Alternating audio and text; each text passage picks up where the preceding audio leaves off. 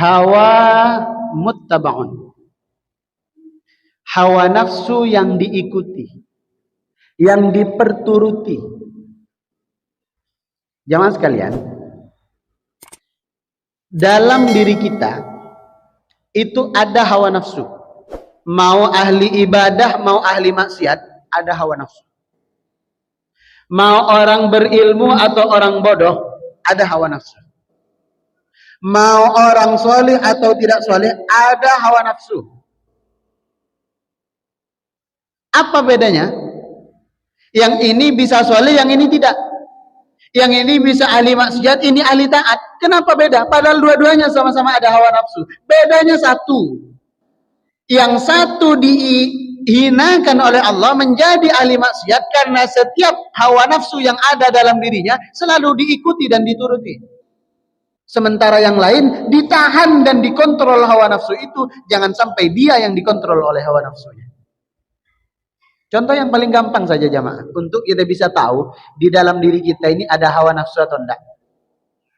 Misalnya, hari Minggu nih, hari Ahad. Kan kita biasanya hari Ahad itu identik dengan hari keluarga. Kumpul-kumpul, makan-makan di rumah, atau jalan-jalan, ajak anak istri. Mungkin seharian udah jalan-jalan, ada yang ke pantai, ada yang ke mall, ada yang segala macam lah. Balik ke rumah jam 5 sore. Udah capek penat. Berkumandang suara azan. Allahu Akbar, Allahu Akbar. Kumandang suara azan. Ngomong hati kita. Aduh. Ini bentar lagi maghrib nih. Ini bentar lagi azan. Mana belum siap-siap, mana belum istirahat. Ke masjid apa enggak ya? Duh, kalau nggak ke masjid nih sayang, karena kalau sholat di rumah pahalanya 1, itu pun kalau khusyuk. Sementara kalau sholat di masjid 27, kita siap-siap nih, begitu siap-siap, ya udah dan kekejar nggak ya? Nanti sampai ke masjid udah masbuk lagi, nanti nyampe ke masjid ketinggalan rakaat, berangkat nggak ya? Itu hawa nafsu. Kalau diperturutkan berangkat enggak ya, enggak usah lah, ya udah di rumah, dituruti hawa nafsunya.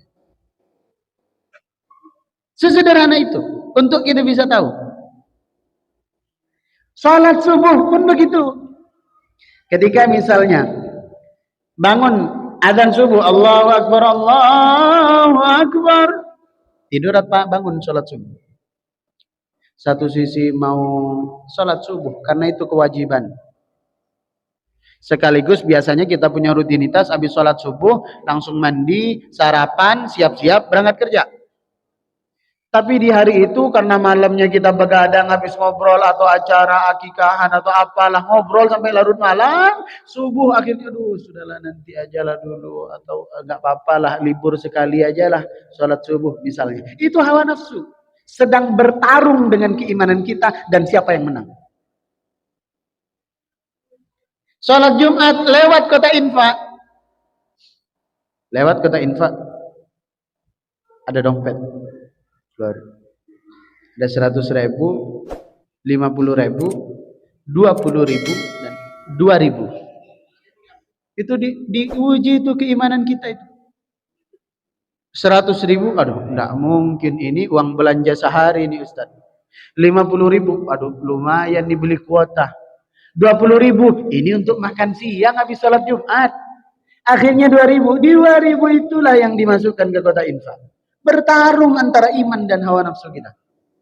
Termasuk yang sedang bicara di depan ini, jangan dipikir tidak ada hawa nafsunya. Mungkin bisa jadi hawa nafsunya lebih besar. Kayak contohnya tadi. Saya biasanya kalau Ahad sore datang ke Masjid Baitul Salam Arira, itu saya selalu pakai motor. Kenapa? Sorenya saya ada acara, kalau nggak ditiban di Batu Haji. Pertimbangannya kalau pakai motor, kalau pakai mobil macet, nanti nggak kekejar maghrib di sini. Kalau pakai motor bisa lebih cepat.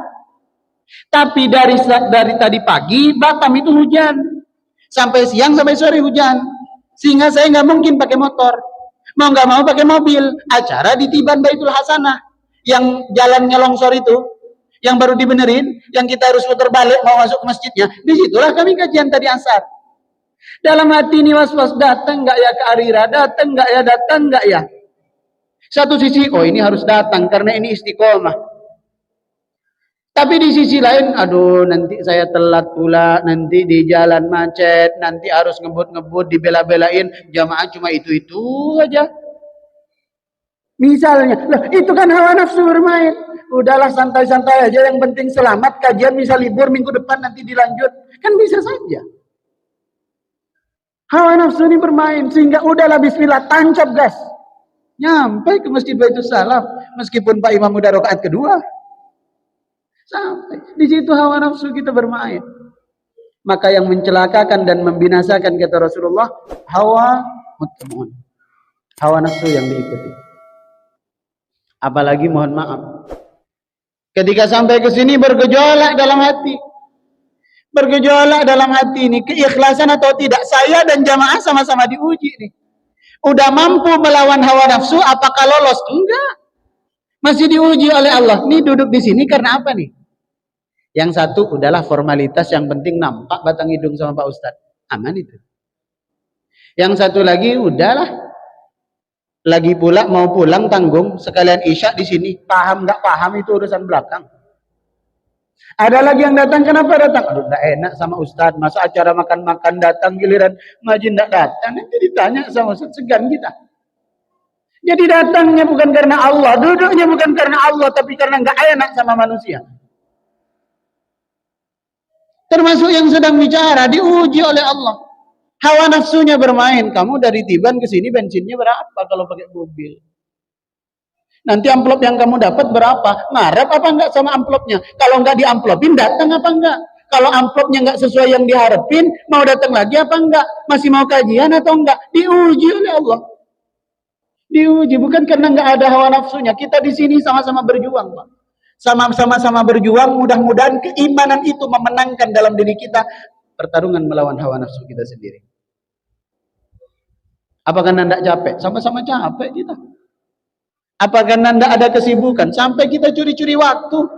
Makanya tidak jarang kami izin tidak bisa ikut sholat berjamaah karena kejar kajian yang berikutnya. Kami kajian di Tiban, maghribnya di sini, habis isya ke Batu Haji. Bahkan minggu kedua dan minggu keempat, asarnya di Batu Haji, hanya ngejar maghrib ke sini, habis itu dikejar lagi ke Batu Haji. Karena habis isya di sana kajian. Bertarung hawa nafsu. Udahlah capek, izin aja lah. Udahlah capek, istirahat aja. Udahlah, jamaahnya juga itu-itu aja. Bertarung antara iman dan hawa nafsu. Maka mudah-mudahan Allah menangkan keimanan kita. Amin.